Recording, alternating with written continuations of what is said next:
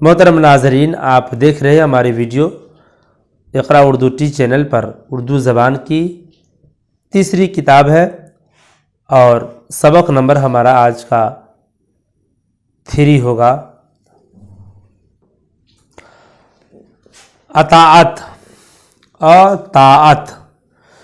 اطاعت بھی عجب چیز ہے، اسی کی بدولت وحشی جانور انسان کے گروہ میں جگہ پاتے ہیں۔ ہاتھی، اونٹ، گھوڑے، گدھے وغیرہ کو آدمی کیوں عزیز رکھتا ہے؟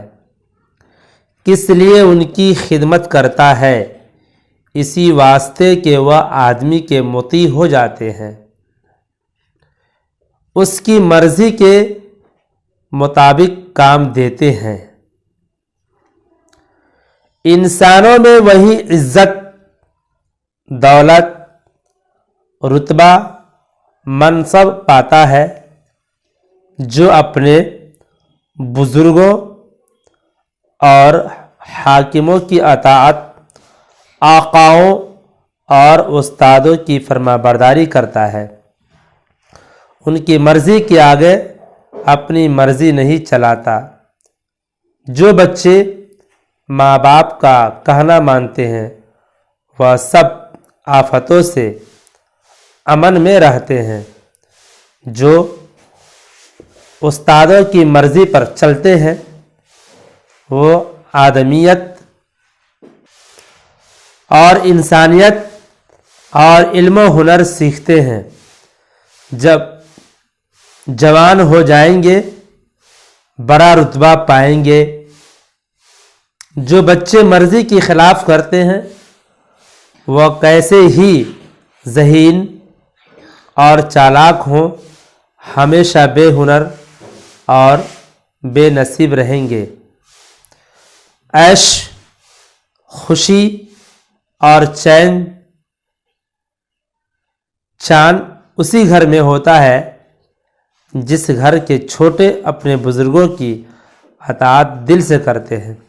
جس خاندان میں بزرگوں کا لحاظ نہیں وہاں اتفاق اور محبت بھی نہیں۔ سب کی زندگی بے لطفی سے گزرتی ہے۔ نوکر، ملازم، ماتحت وہی کام کا ہے جو اپنے آقا اور افسر کی ہدایت پر چلتا ہے، اس کے حکم کی تعمیل بلا عذر کرتا ہے۔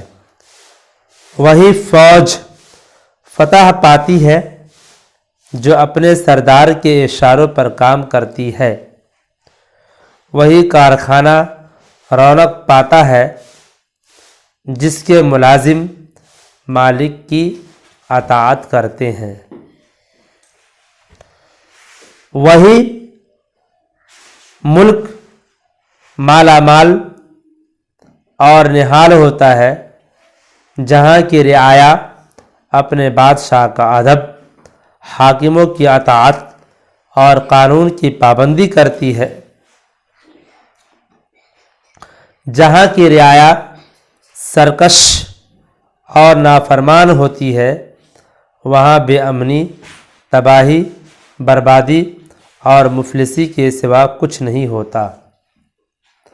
اطاعت وحشی، مطیع، مطابق، منصب، ملازم، آقا، آفت، ذہین، لحاظ، تعمیل، سرکش۔